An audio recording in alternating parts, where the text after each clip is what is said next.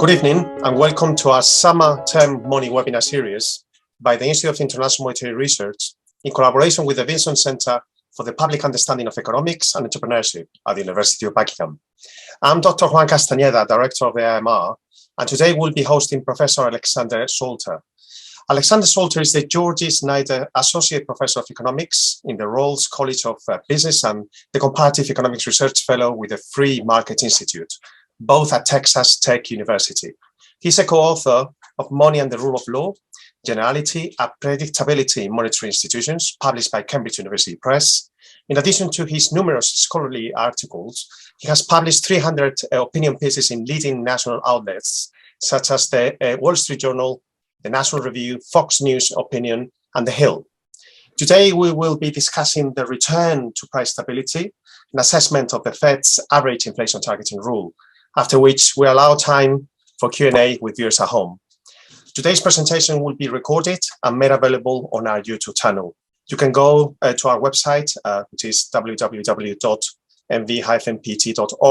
to access this video and other webinars in our series. Questions must be submitted via the Q&A option, and I will moderate them and address the speaker at the end of his presentation.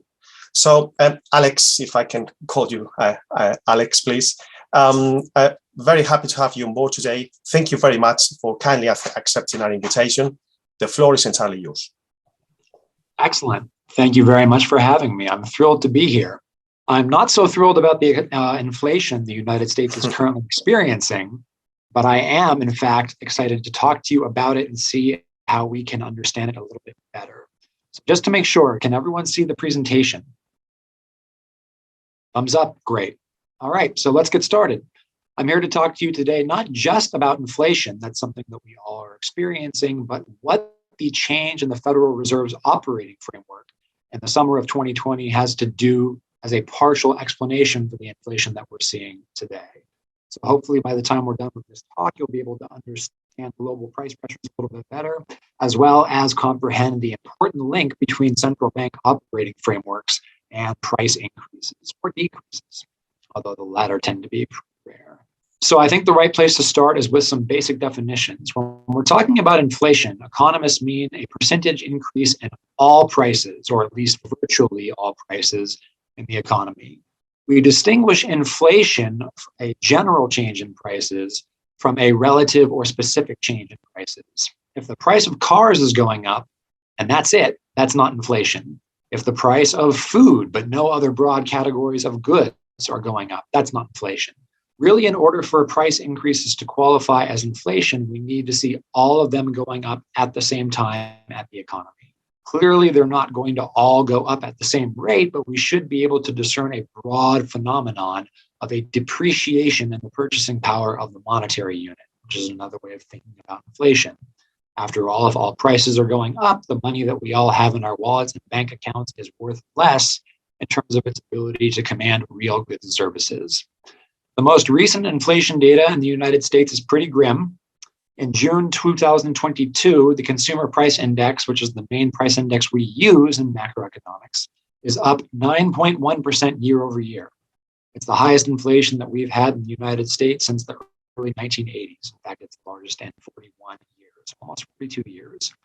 There are other price indices that do not show as dire a picture.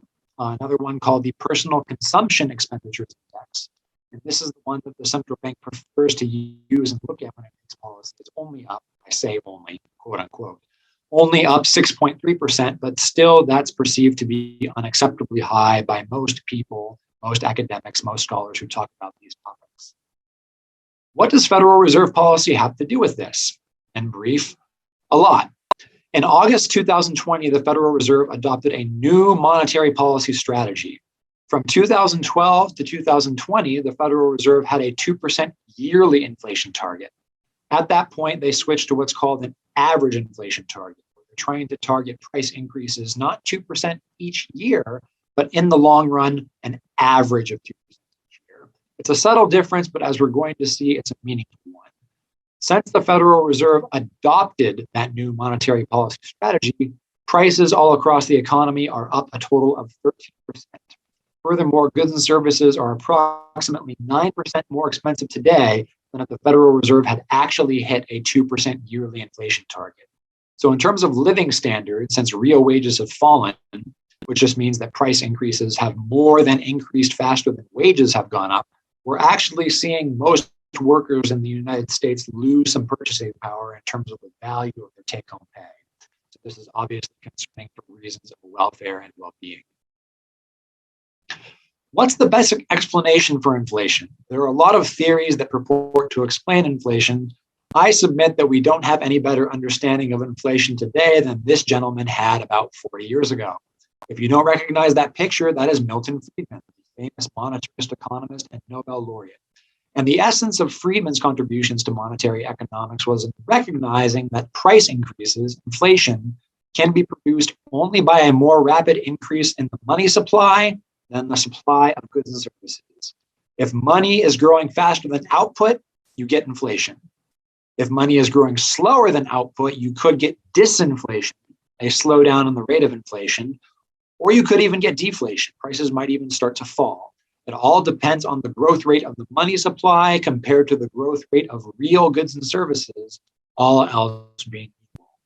So what Friedman taught us is that we can take a supply and demand perspective on monetary policy, and that's going to actually help us explain a good deal how fast prices go up. Economists can't stop talking about supply and demand. We love to talk about supply and demand for cars, for vacations, for laptops.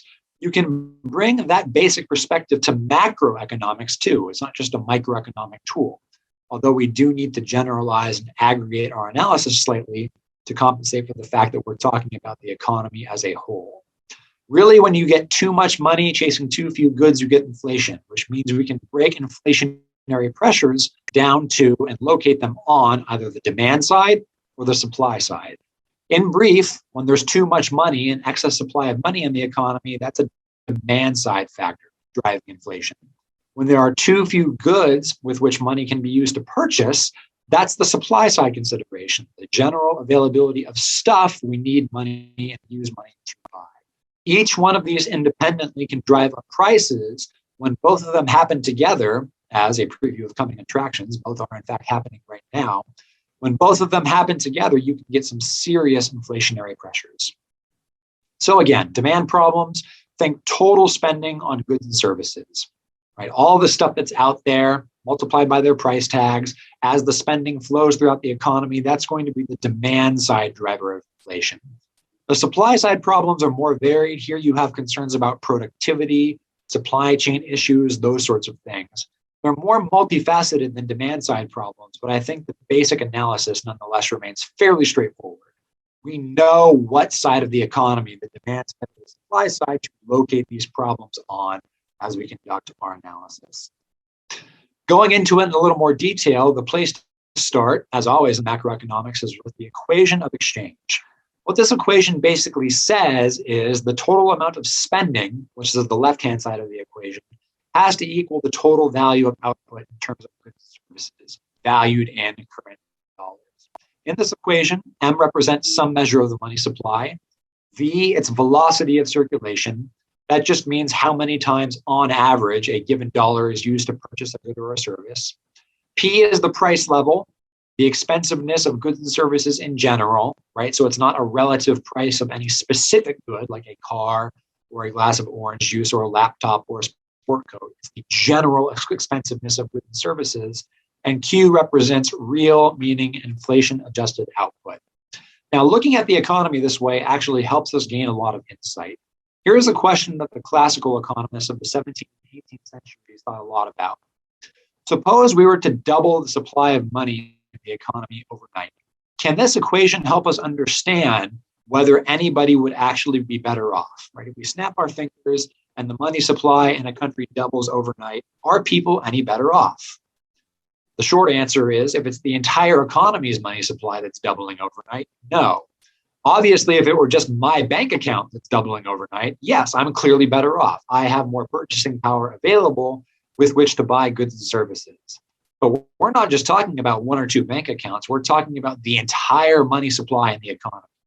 Ultimately, consumer welfare depends on real goods and services, stuff that we have to buy and consume. If the money supply doubles, but real goods and services have not become any more abundant, nothing has changed in terms of basic consumer welfare. All that's going to happen is that we're going to use those increases in the green pieces of paper we all have in our wallets to bid higher prices for the same supply of goods and services as before. In other words, prices are going to go up, but we're not going to actually to be able to consume anymore. That's how we get inflation. Growth in the money supply outrunning growth in productive goods and services. The takeaway from all this is that if you assume that the demand to hold money, which really means the velocity of money, is constant, and it frequently is over relatively short time intervals, there's a one-for-one relationship between the supply of money in the economy and the general expensiveness of goods and services. All else being equal, if you double the money supply, you're going to double the price level. Cut the money supply by 1/3, you'll cut the price level by 1/3. Actual stuff that we spend money on is independent of the money supply. Really, the chief effect of changing the money supply in the long run is just to adjust the expensiveness of goods and services. So that was the equation of exchange expressed in levels of the relevant variables. With a small transformation, we can actually express this equation in terms of growth rates. So using lowercase letters now to denote growth rates, we can see that the growth on the left-hand side of the equation tells us the growth rate of the money supply plus the growth rate of the rate at which money is spent must equal, on the right-hand side, the growth of the price level plus the rate of general economic growth, the rate at which the economy is churning out new goods and services. And the reason this is a convenient form to express the equation of exchange is that right away we have a variable that denotes inflation. Little p, which means the growth rate of p, just is inflation. So by expressing the equation in growth rates instead of levels, we can more directly get at the things that we care about. Again, assuming constant v as a simplification strategy just for now, and rearranging the equation, we can see that inflation is going to equal precisely the difference between the growth rates of the money supply and real output. This is why Milton Friedman said that inflation is caused by too much money chasing too few goods.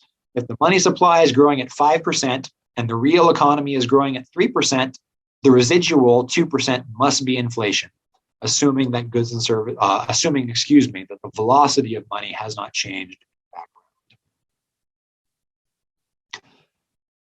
Of course, all those pesky background variables do in fact change all the time in the real world. The title of this slide comes from a famous joke that economists tell ourselves. Two economists are stranded on a desert island and they were shipwrecked there, and a bunch of canned food washed up onto shore with them, which seems great because now they're stranded with, at least they have some food to eat, but they have no way of opening the cans. So the first economist says to the second economist, well, we have all this canned food, but how are we actually going to eat it? And the second economist says to the first, no worries, we'll just assume in our model that we have a can opener. So this just shows economists' predilection for one, assuming away some of the most difficult variables that confound our analysis, and two, our predilection for bad jokes. In the real world, the velocity can and does change. It changes all the time. In fact, changes in velocity often predict changes in overall economic performance. What determines how fast a dollar changes hands on average? Another way of phrasing that question is, what fraction of individuals' income do they choose in the aggregate to hold in liquid forms? Why would I ever choose to have money as cash or a checking account or a savings account? Right now, cash earns a zero rate of return. Well, cash always earns a zero rate of return. Interest rates in checking and savings accounts are pretty low, almost zero. So why do we hold on to them? It might seem like a good idea to invest most or not all of your income in equities, but then of course you're not going to have anything to actually conduct trades with. So it makes sense that we keep a precautionary balance of highly liquid assets, money and money substitutes, as a precaution against economic uncertainty. So one of the things that we notice in macroeconomics is that when economic uncertainty goes up, when people are afraid of a future recession, the demand to hold money spikes. People want to get out of risky assets and instead increase their holdings of safe assets. And of course, money and money substitutes are some of the economy's safest assets. So since velocity can and does change, reflecting the market's demand to hold liquid forms of wealth, good monetary policy, if it wants to keep the economy operating at its maximum productive level of output, should offset changes in money demand, meaning offset changes in velocity, with equal and offsetting changes in the money supply. The demand to hold money goes up. Good monetary policy should accommodate that increase in money demand by supplying the safe assets necessary such that you don't need to compensate with a general economic slowdown, right? Ideally, that's what monetary policy is supposed to do. Of course, in practice, it doesn't work that way. We frequently overshoot or undershoot, and that's going to be a significant source of inflationary pressures or deflationary pressures. So I just want to show you now a few charts that showed what's happened to the relevant variables going back before the pandemic and the attendant policy responses to today. So starting our time series at 2018, we're going to take a look at the money supply. This is M2, which is one of the most common measures of the money supply. It includes bank deposits held at the United States Central Bank, right? One of the functions of the Federal Reserve is that it is a banker's bank. And so banks have deposits held at the Fed. That measure of the money supply, M2, includes those deposits. It includes currency outstanding. It includes checking and savings accounts, and it includes a couple other near substitutes for money. This is the most commonly used measure of the money supply in macroeconomics when we're actually digging into the macro data. And what we can see is that before the pandemic and the extraordinary policy responses, you have M2 growth humming along at more or less 5% per year. Pay attention to the y-axis. All the charts that I'm about to show you are expressed in growth rates. Money growth is humming along at about 5% per year. The COVID crisis hits, and that's when you get the extraordinary monetary policy response. Money growth jumps from about 7% to more than 25% at its height before it falls back down after the economy recovers, although it has never fallen back down to its pre-crisis growth rate. All right, that's going to be important. So that qualitative piece of information is going to help us understand something important in just a couple slides. Next, we have the overall growth in gross domestic product evaluated at current market prices. This is aggregate demand. This is the demand side of the economy that I was telling you about a couple of slides ago. This represents the total amount of purchasing power, the flow of income going throughout the economy. So in other words, it represents the growth in the combined factor of prices, inflation, and real output. The combination of those two growth rates is the growth in GDP. Again, similar to the money supply, it's proceeding at about 5% growth per year. It actually shrinks. We get negative growth during the crisis, a pretty sharp contraction too. And then as the recovery proceeds, it spikes. And at least it looks now, based on the limited data that we have, that it's settling back down to a trend growth rate of about 10%, which is significantly higher than the trend growth rate that preceded the crisis. From that, we can actually talk a little bit more meaningfully about what's happening to inflation. Again, before the crisis, you get inflation somewhere in the neighborhood of 2 to 3%. 2% inflation was more or less what the Federal Reserve was shooting for before it changed its inflation targeting goal in August of 2020. So notice that that policy change happened as we were experiencing some of the fallout associated with the COVID crisis. Since then, we've seen a recovery in the rate of expansion of inflation, and in fact, it's growing even faster. We can see that prices are going up pretty quickly today, and that furthermore, the timing of the price increases seems to match pretty neatly the timing of the increases in the money supply. So that's going to be a key clue for us going forward in a couple of slides. As inflation has gotten really high, there have been many competing explanations for what we're seeing in terms of these record inflationary numbers. I want to briefly go through a couple of the popular explanations for inflation that I think are actually pretty bad, don't actually explain what they purport to explain. So one of the explanations that you hear for inflation is that it's because of corporate greed. Corporations are using this opportunity to jack up prices. It's really being driven by profit hungriness on the part of top executives. The reason that most economists don't think this is a very good explanation for inflation is that corporations are always greedy. Corporations are always trying to make profits as large as possible. Since corporations are always greedy, it doesn't seem very satisfying to explain a sudden and unexpected increase in inflation based on a factor, corporate greed, that has been more or less constant. And even if corporate greed were partly explaining what's going on, you would expect a one-time increases in prices as corporations exercise their increased greed or desire for profits.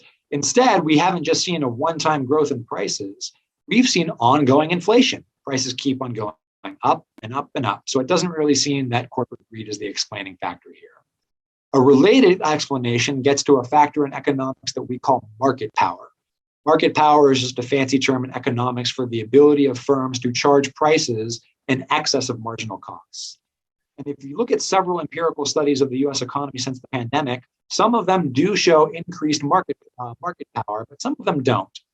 Even the ones that do show increased market power, however, do not show that industries are getting so much more concentrated that can explain the majority of the variation in the inflation rate. The market power explanation has largely the same problem that the corporate greed explanation has. If market power increased, that should produce a one-time increase in the price level. Right? Market power was low, so prices were lower. Market power increases, so prices go up. That should be a one-time transition, not an ongoing, persistent inflation rate. So that doesn't seem to match their observed facts. Another explanation is the wage price spiral.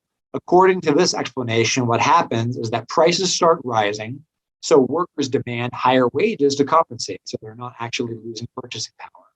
But wages are a crucial cost, an input cost for businesses. So if businesses have to pay higher wages, they then have to raise their output prices. But if they raise their output prices, wages have to go up, and so on and so on. You get this sort of snowballing effect as a positive feedback loop. The problem with this explanation is that wage growth is really pinned down by a concrete economic variable, which is productivity. This is one of the most solidly established results in all of microeconomics. Worker wages track the value that they add to the production process. If I own a sandwich shop and I'm thinking of hiring one more worker to make sandwiches for me, and those sandwiches and Cokes and cookies and everything that worker sells adds about $12 per hour to my bottom line, the most that I, the franchise owner, am willing to pay my worker is $12 an hour. I can't afford to pay him any more than productivity is. I can't afford to pay him any more than his productivity commands, because then I'm taking a loss on hiring the worker. So you can't really get a wage price spiral in the first place because one of those variables, wages, is pinned down by productivity. The last factor is really question begging. It's called cost push inflation. And this is a related theory that says that corporations are experiencing increases in input prices. And so they're just pushing those increases in input prices onto the prices of the goods and services they sell. That's probably true, but it's not an explanation. The problem with cost push inflation is that it confuses a description of what's going on with an explanation of what's going on. In order for cost push to be an explanation, it needs to also answer the question, well, why are input prices rising? By itself, that can't actually tell us why what's happening is in fact happening. So don't ever confuse a description of an economic event with an explanation. Here are some better explanations for inflation. And unlike the previous ones, these are grounded in our supply and demand analysis of monetary policy that we've been talking about since a couple slides ago. Explanation number one, falling productivity. If the economy gets less capable of turning inputs into outputs, that could cause prices to rise. The reason is that falling productivity means that we would get falling real output growth. And if you remember the growth accounting that I talked to you about a couple of slides ago, lower real output growth, all else being equal, is associated with faster price growth. So this is at least a theoretically plausible reason, but you still need to explain, well, what's going on with productivity? Why has productivity suddenly gone down?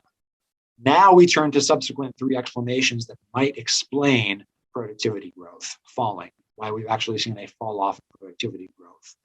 One of those explanations is that we've got a bunch of supply chain bottlenecks all across the globe that are lingering from the pandemic. Again, this was plausible. It was much more plausible a year or two ago. It's been quite a long time since we've actually opened economies back up. Furthermore, if it's a supply chain bottleneck issue, we should see pretty much all countries having similar inflation rates because global supply chains are by definition a global issue. Yet what we're observing as we're comparing the US inflation rate to the inflation rate in European countries is that the overall size of inflation in America is currently higher, and the composition of price hikes in goods and services is much different. In Europe, rising energy prices and rising food prices explain a much larger fraction of inflation than they do in the United States. So while I'm sure that lingering bottlenecks explain some of what's going on, I just don't think it's in the driver's seat. How about the war in Ukraine? Absolutely. There is no doubt that the war in Ukraine as a supply side problem is contributing to our ongoing inflationary episode. But here's the key. Prices started going up more than a year before Putin invaded Ukraine. So while the invasion and the war might be exacerbating the problem, especially in energy and food markets, right? We've all read about the difficulties of securing Ukrainian wheat, and we've all read about the problems of global oil shipments right now. Again, the war is definitely making things worse, but even if the war were not currently going on, there would still be pretty significant pricing pressures in the economy. How about excessive government spending?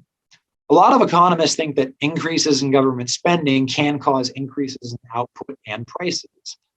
The evidence on this is pretty mixed, though.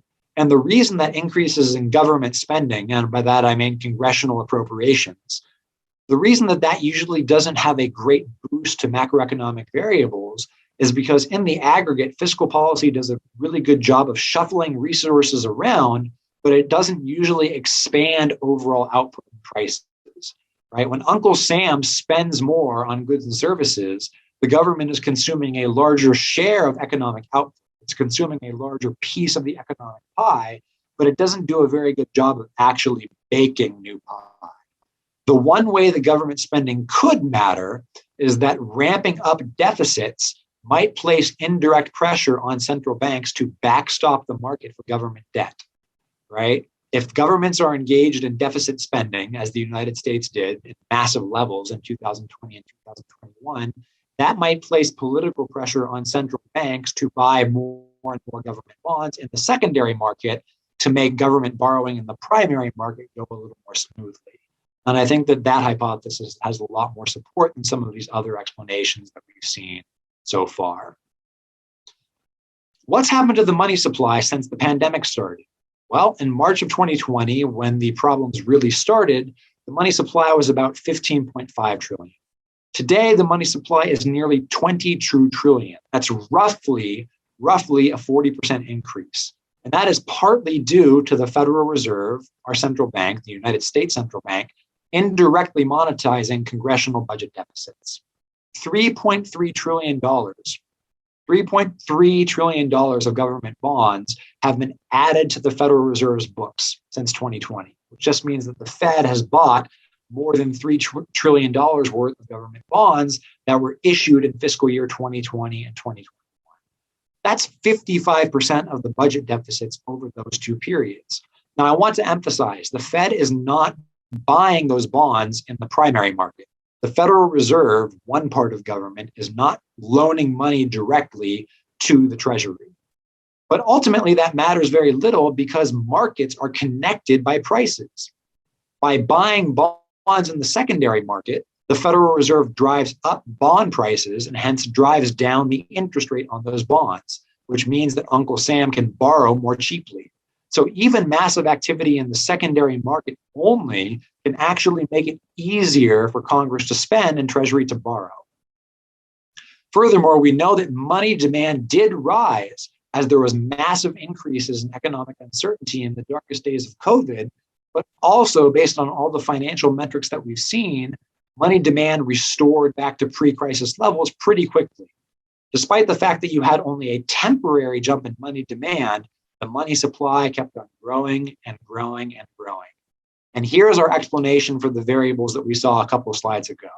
Based on what we're seeing right here, the predictable consequence is a massive increase in aggregate gross domestic product, just total spending, and inflation that are significantly higher than they would be otherwise, especially compared to their pre-crisis trend growth rates. So it really does seem that everything old is new again. All this old 40, 50, sometimes 60-year-old monetary theory that we thought that we had put behind us actually does a pretty good job of explaining the inflation that we're now experiencing. This impels a pretty important question. Why did the Fed mess up? The quantity theory of money, MV equals PY, right, that equation that I showed you, that's a pretty well-established result in economics. It's something that we teach to undergraduates. That's something that we expect second-year economic students, even the general public, would be pretty familiar with that. This is not specialized esoteric knowledge. So if this is all pretty foundational, how did the central bank miss it? In short, the central bank didn't realize that money was too loose for too long. They were partly fooled, by the way, by the economic recovery from the last crisis we had. Right? I'm sure that many of you remember the global financial crisis of 2008. Following that crisis, the money supply expanded massively as well, but it didn't cause inflation. We saw a fourfold increase in the value of the assets on the Federal Reserve's books, and yet inflation rarely topped 2%. And in fact, most times it was less than 2% each year. What explains that? Well, the mechanism of monetary transition was very different in the last decade than it was today. The banking system mattered much more from 2008 to 2020. The Federal Reserve massively increased bank reserves by buying bad assets off of banks, but then the Federal Reserve paid those banks interest on their reserves, in essence, paying them not to lend out all the newly created liquidity.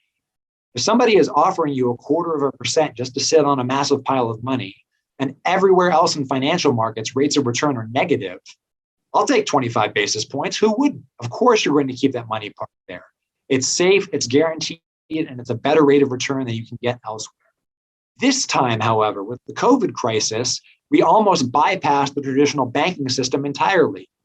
Remember, the federal government, in the form of fiscal stimulus, sent its citizens direct checks, COVID relief, sometimes as much as thousands of dollars. The bonds backing up that new spending were purchased indirectly by the Federal Reserve.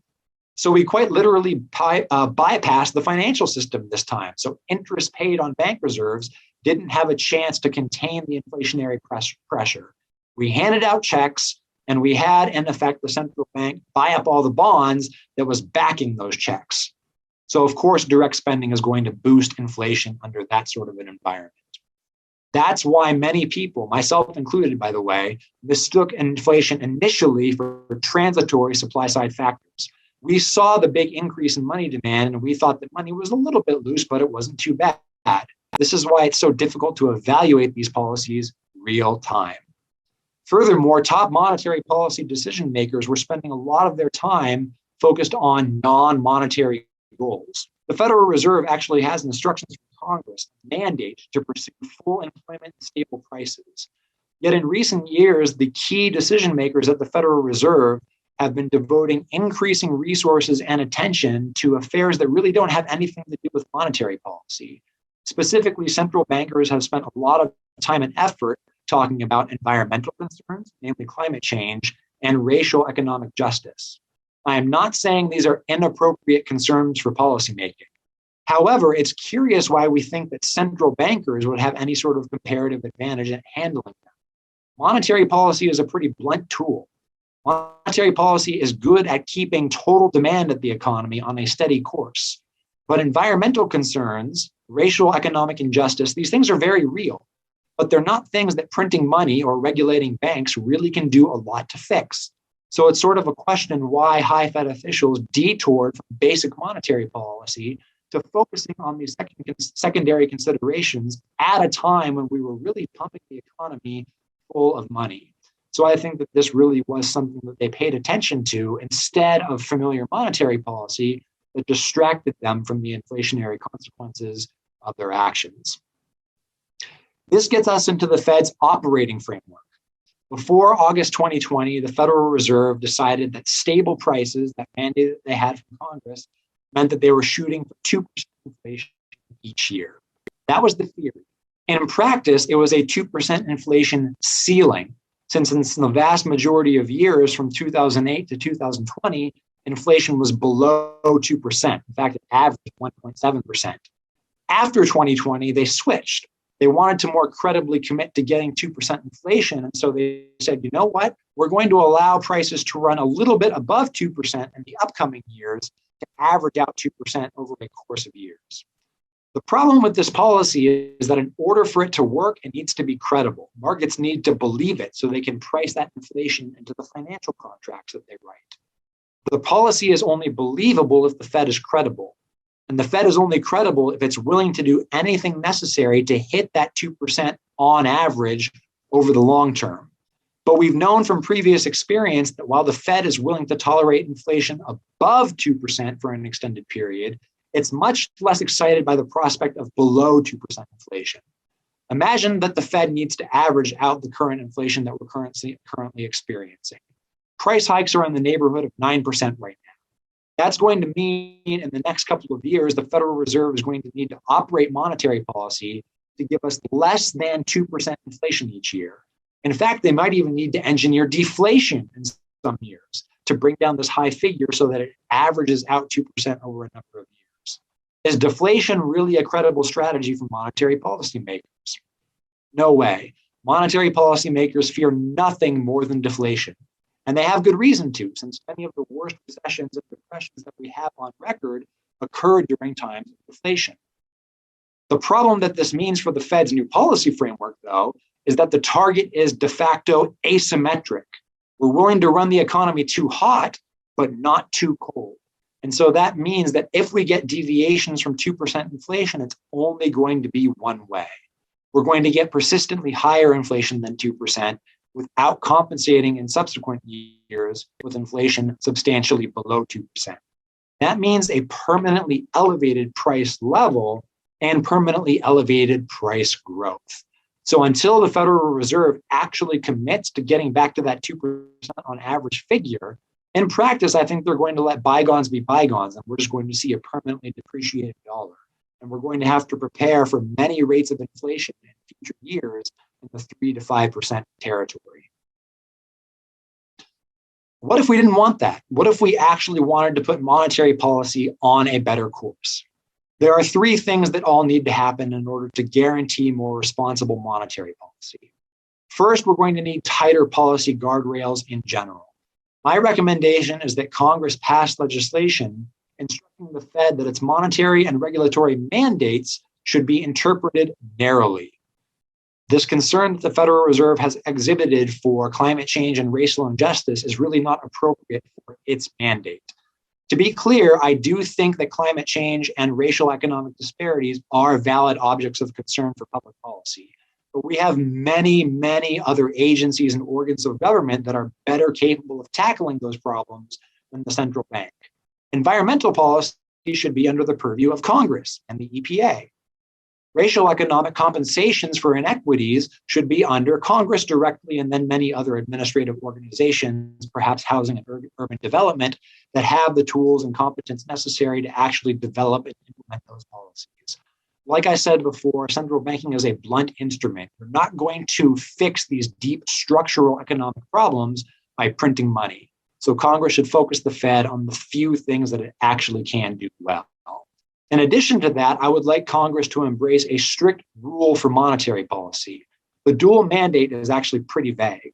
All the language of that 1977 piece of legislation says is that the Federal Reserve has to pursue full employment and stable prices. Well, how much employment is full employment? How stable are stable prices? Do we need 0% inflation? Do we need 2% inflation? No more than 3%? Really, Congress has let the Fed be the judge in its own cause on this. The Congress has said, in effect, you guys decide whatever sound money means, and we'll defer to you. I don't think that that's going to cut it going forward. I would like to see Congress pick a specific goal for an important monetary aggregate, like the rate of inflation, and say to the Fed, we want you to hit this each year. This is a congressional instruction. Congress is really the authorizing entity for the Federal Reserve. The Fed answers to Congress as a creature of Congress. And so I do think that legislators have the competence and, in fact, a duty to more concretely specify the actual goals of monetary policy. Lastly, and this is probably going to be the hardest one of the three, we need, simply put, spending and entitlement reform in this country. We cannot continue to run massive deficits years after year after year and expect that there's not going to be pressure on monetary policymakers to accommodate those deficits. Eventually, bond markets are going to start demanding a higher interest rate from Uncle Sam as they call into question the federal government's credit worthiness. When that happens, there's going to be significant pressure on the central bank to, again, paper over those difficulties by backstopping the market for government debt. It would be much better if we just never got to that point and got our fiscal house and our fiscal affairs in order right now. And the reason that we need to do this is because we're coming up pretty quickly against a fiscal cliff in this country. Current unfunded liabilities for the federal government of the United States range in the $100 trillion to $200 trillion region. That basically means right now, the federal government of the United States is in the red, has liabilities that exceed its assets somewhere in the neighborhood of $100 trillion to $200 trillion. The only way that we can improve our fiscal sustainability is by reducing the rate of growth of federal spending. You don't even need to cut federal spending. Just get the rate of growth of federal spending under control such that it grows slower than the overall economy. If that happens, there's going to be much less pressure on the central bank to stop focusing on narrow monetary considerations and instead worry about political factors about whether it needs to actually help Congress and Treasury engage in their spending and their appropriations and spending programs. So that is a very brief overview of a complex problem. I hope that you learned a lot by listening to it. I'm happy to take some questions. Before I do, I would like to direct your attention to two resources. The first is an organization that I do some work for that I'm very proud of. It's called the American Institute for Economic Research. AIER runs a subgroup called the Sound Money Project, where I and many other scholars write articles accessible to the general public about important macroeconomic issues, focusing on monetary policy. So a lot of what I've talked about today, I've written about in more detail for AIER. All of those articles are available online, free of charge. All they'll cost you is your time. You can go directly to the website, search for the Money Project, and they'll be very easy to find. The second thing I'd like to point you towards, if you can forgive me for a little bit of self-promotion, is my recent book, Money and the Rule of Law, that I co-authored with Peter Betke and Daniel Smith, which was published in May of last year. That whole book was devoted to the argument that in order to make monetary policy both macroeconomically effective and democratically justifiable, we cannot continue to allow discretion in monetary policy. We need to pick a strict binding rule for monetary policy and then stick to it. Central bankers up until now have been allowed to determine what goals they will and will not pursue. I and my co-authors argue that introduces far too much uncertainty into macroeconomic variables, into economic decision-making, and we can get our cake and eat it too, meaning we can make the economy perform better and increase democratic control over basic macroeconomic institutions by having Congress pick a basic monetary rule and stick to it. So if you're interested in that argument, you can buy the book online at Amazon. There's a Kindle edition. You can also buy it directly from Cambridge University Press. There's even a cheap paperback edition if you care to check it out. Thank you very much for your very comprehensive presentation. Thank you. It was most interesting. And we will continue with our webinar series in the autumn term. You will have more details on our forthcoming seminars and webinars on our website. Thank you all very much.